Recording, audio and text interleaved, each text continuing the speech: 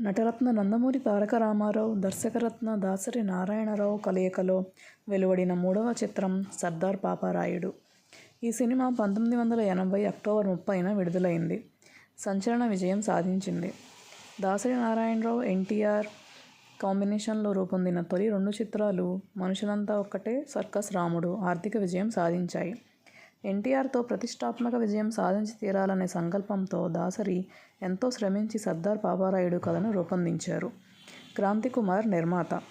స్వాతంత్ర్యోద్యమం నాటి కథకు వర్తమాన పరిస్థితులను జోడించి తండ్రి కొడుకుల, తల్లి కొడుకుల మానసిక సంఘర్షణను రసవత్తరంగా తెరకెక్కించారు.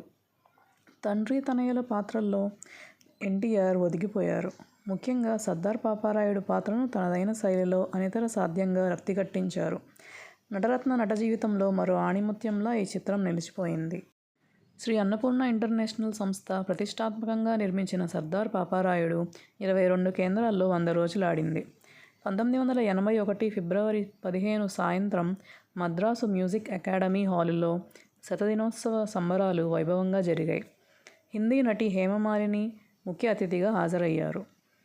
నటీనటులు ఎన్టీఆర్, శారద, శ్రీదేవి, గుమ్మడి, రావు గోపాలరావు, సత్యనారాయణ, అల్లు రామలింగయ్య, ఎస్. వరలక్ష్మి తదితరులు జ్ఞాపికలు స్వీకరించారు. దాసరి దర్శకత్వ ప్రతిభను, ఎన్టీఆర్ నటనా వైదుష్యాన్ని ప్రస్తుతిస్తూ వక్తలు ప్రసంగించారు. సాయికృష్ణ ఫిలిమ్స్ తరపున కాట్రగడ్డ నరసయ్య వందన సమర్పణ చేశారు.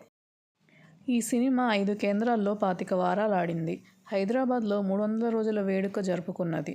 ఈ సినిమా ఘన విజయంతో తండ్రి కొడుకుల సెంటిమెంట్ వాణిజ్య సూత్రంలా మారిపోయింది. ఇదే కోవలో మరికొన్ని సినిమాలు రూపొందాయి.